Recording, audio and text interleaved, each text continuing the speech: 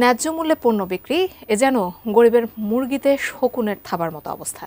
TCB, OMS ও truck সেলের পণ্য নিতে চরম ভোগান্তি পোহাতে হচ্ছে নিম্ন আয়ের হাজার হাজার মানুষের।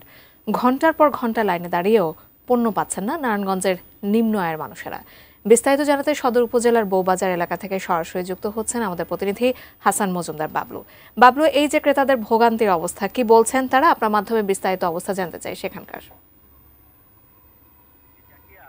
যেমনটি বলছিলেন, সাধারণ মানুষের যেই নিম্ন আয়ের মানুষের যেই তাদের জন্য যে ন্যায্য মূল্যে সারা দেশের মতো যে নারায়ণগঞ্জে যে ইয়ে দেওয়া হয়েছে, যে সুলভ মূল্যে যেই পণ্য সামগ্রী দেওয়া হয়েছে, পণ্য সামগ্রী প্রতিনিয়তই কিন্তু সাধারণ মানুষ হিমশিম খাচ্ছে।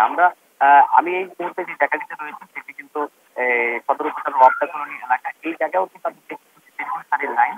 আমি বেশ ঘন্টাখানেক আগে এখানে এসেছিলাম। এখানে এসে সাধারণ মানুষের সাথে কথা বলেছিলেন এবং দেখছি তারা যেমনটি বলছেন যে দীর্ঘ সময় কিন্তু লাইন ধরে তারা ঘন্টার পর ঘন্টা দাঁড়িয়ে থাকছেন। অনেকে পণ্য না পেয়ে চলে যাচ্ছেন, আবার অনেকেই পণ্য নিতে বেশ তাদের হিমশিমও খেতে হচ্ছে। আরেকটা বিষয় আমি জানিয়ে রাখি আপনাকে যে নারায়ণগঞ্জে কিন্তু কৃষি পণ্য প্রতি মাসে একবারই দেওয়া হয়। এছাড়া ওএমএস এর যে পণ্য আছে প্রতিদিনই দিচ্ছে, ট্রাক সেলের পণ্য প্রতিদিন দেওয়া হচ্ছে। তারপরেও কিন্তু সেক্ষেত্রেও কিন্তু সাধারণ মানুষের বিড়ম্বনার অভিযোগের শেষ নেই। এছাড়া জেলা প্রশাসকের কার্যালয় থেকে যেমনটি জেনেছি, সারা নারায়ণগঞ্জ ৪৮টি ডিলারের মাধ্যমে তারা পণ্য সরবরাহ করে থাকে এবং সাধারণ মানুষের দরবারে পৌঁছে দিচ্ছে।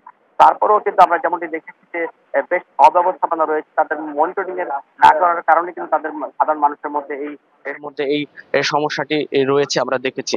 আমি যদি একটু এখানকার একজন সাধারণ মানুষের সাথে কথা বলতে চাই যে আসলে আপনি কয়টা বাজে এখানে এসছেন এবং কতক্ষণ ধরে দাঁড়িয়ে আছেন এই পণ্য?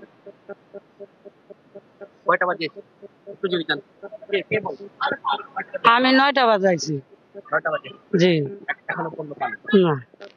আসলে যেমনটি আপনি শুনলেন যে সাধারণ মানুষ বলছে যে তারা 9টা বাজে এসছে, এখন প্রায় 10টা 10:30 বেজে গেছে, এখনো কিন্তু আসলে তারা পণ্য হাতে পায়নি বলে তারা জানিয়েছেন।